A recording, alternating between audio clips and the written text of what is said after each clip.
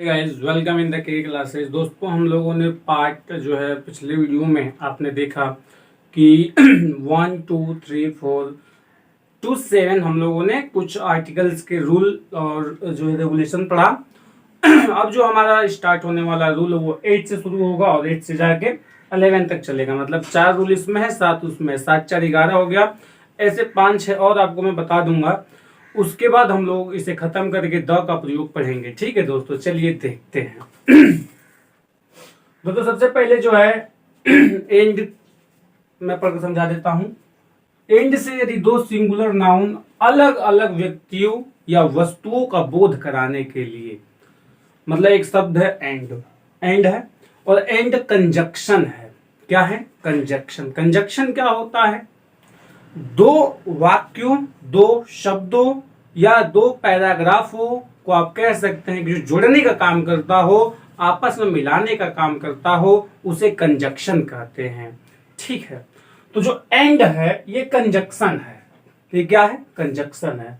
और conjunction and से यदि दो सिंगुलर नाउन का मतलब क्या होता है? सिंगुलर नाउन, सिंगुलर मतलब अकेला या एक, सिंगुलर मतलब अकेला या एक, तो दो अलग अलग सिंगुलर नाउन होंगे और व्यक्तियों या वस्तुओं का बोध कराते होंगे। भाई कॉमन सी बात है कि जब वो सिंगुलर नाउन होंगे तो या तो व्यक्ति होगा या वस्तु होगा। प्रत्येक सिंगुलर नाउन के पहले यदि प्रत्येक सिंगुलर नाउन के पहले आप ए लगा देते हैं या एन लगा देते हैं, सिंगुलर नाउन के अकॉर्डिंग जैसा सिंगुलर नाउन है वैसा ए या एन लगाएंगे, वो तो हम पिछले वीडियो में सीख चुके हैं। तो उसके पहले यदि आप ए या एन का प्रयोग कर देते हैं तो वो क्या होगा कि वो अलग अलग अर्थ देगा। वो क्या होगा? अलग अलग अर्थ देगा। जैसे एग्जाम्पल से समझते हैं, बिना एग्जाम्पल के आप समझ नहीं पाएंगे, थोड़ा सा मुझे पता है। ठीक है, पहला पैसे समझिए कि दो सिंगुलर नाउन है, दो सिंगुलर नाउन है। अब नाउन आपको पता है कि नहीं, ये थोड़ा समझने की बात है। अगर नाउन आपको नहीं पता है तो वीडियो समझ में थोड़ा कम आएगी। देखिए, दो सिंगुलर नाउन है। दो सिंगुलर नाउन कहने का मतलब है कि एक राम है सिंगुलर और एक श्याम है। एक राम है, एक श्याम है, और इन दोनों के अगर सामने हम ए लगा देते हैं तो ये दोनों व्यक्ति हैं। राम एंड श्याम क्या है? व्यक्ति हैं। कुछ वस्तु हो सकता है, जैसे टी है एंड टेबल है, टी एंड टेबल है। तो जो टी एंड टेबल है, इसके अगर यदि हम ए लगा देते हैं तो इसका मतलब कि दोनों वस्तुएं अलग अलग भाव प्रकट करेंगी।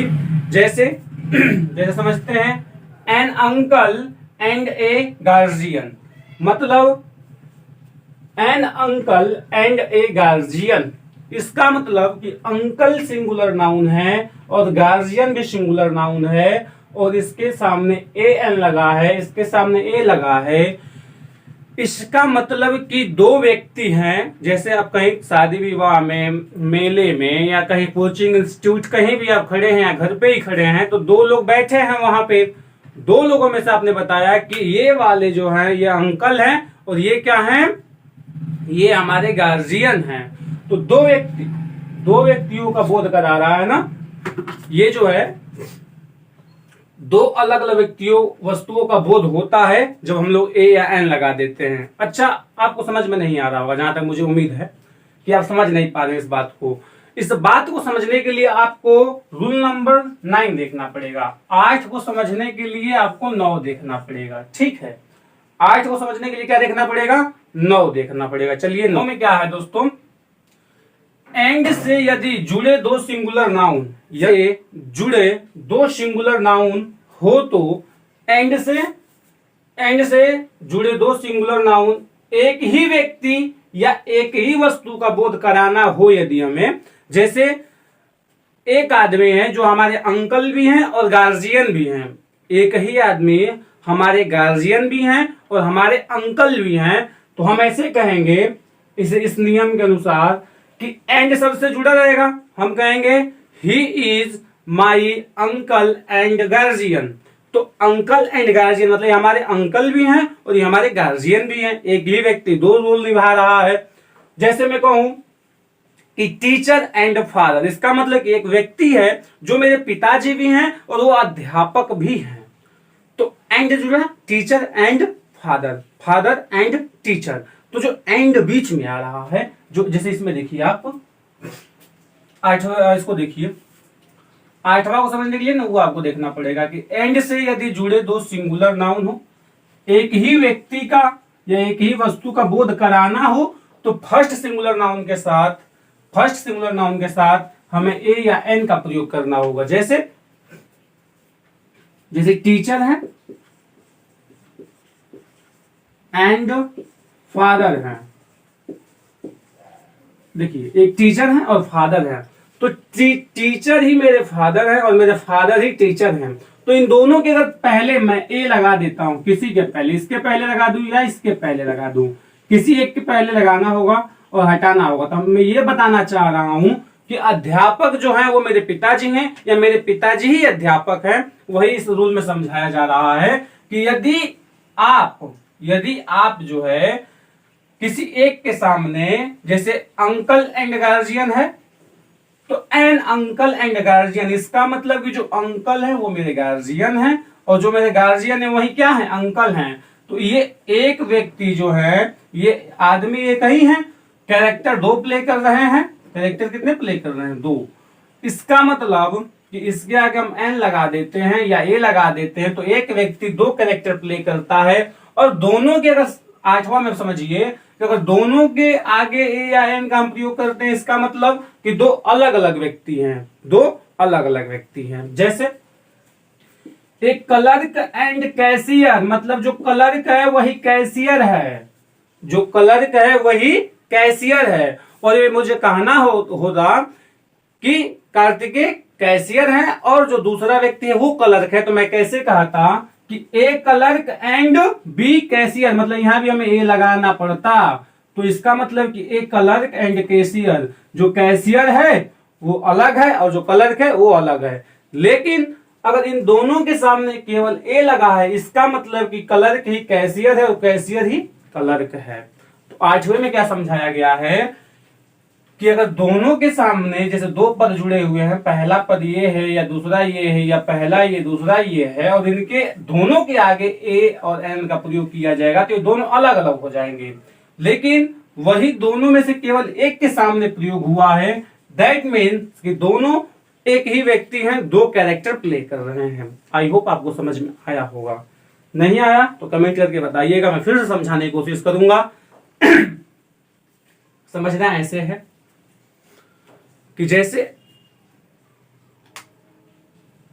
टीचर ही पापा है, पापा ही टीचर है, तो पापा और टीचर के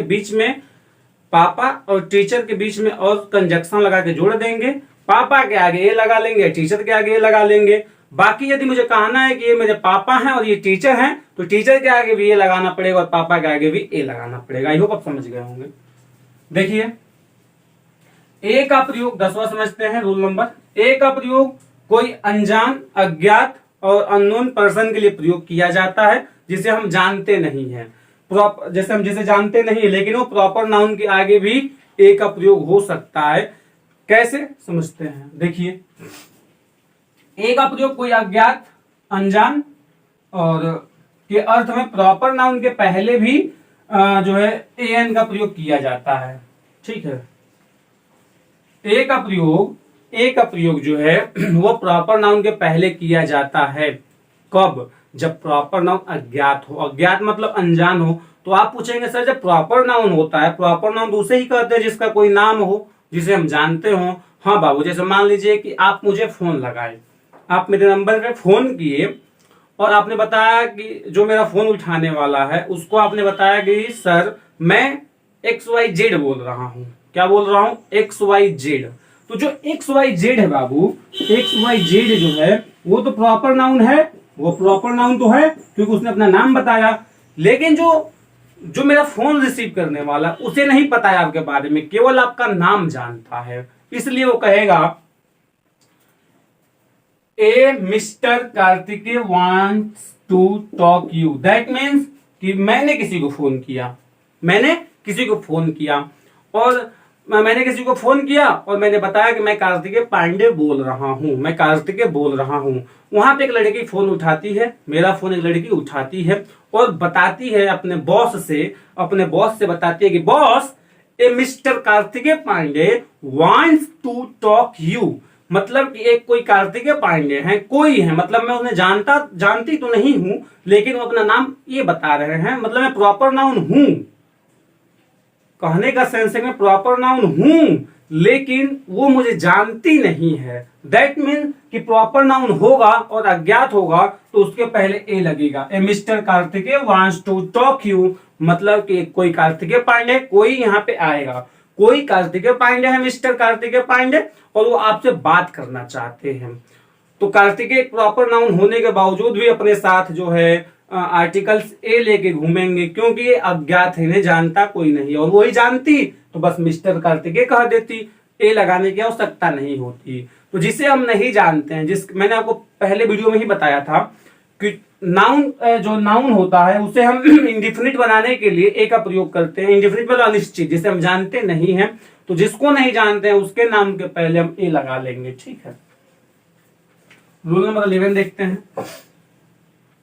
ए एन का प्रयोग सिंगुलर काउंटेबल, सिंगुलर काउंटेबल का मतलब होता है कि वो एक हो और जिसे गिना जा सकता हो ना। सिंगुलर काउंटेबल के पहले क्लास या जाति बताने के लिए, जैसे मान लीजिए कि किसी जाति को हमें कुछ कहना है, किसी जाति के बारे में हमें बोध कराना है, तो उस सिंगुलर नाउन के पहले ए लगा देंगे तो उस जाति का बोध हो जाएगा। जैसे a cow is a domestic animal, तो आप कहते हैं कि cow is a domestic animal, मतलब गाय, एक गाय के बारे में बात कर रहे हैं जो कि डोमेस्टिक एनिमल है, लेकिन आप कहते हैं कि a cow is a domestic animal, that means कि सभी गाय जो है, सभी गाय वो क्या है, डोमेस्टिक है, मतलब घर पे रखने लायक हैं। ए काउ मीन्स होता है आल काउ, ए काउ मीन्स होता है आल काउ, मतलब ए जो काउ है बाबू, जब आप किसी भी सिंगुलर नाउन के पहले,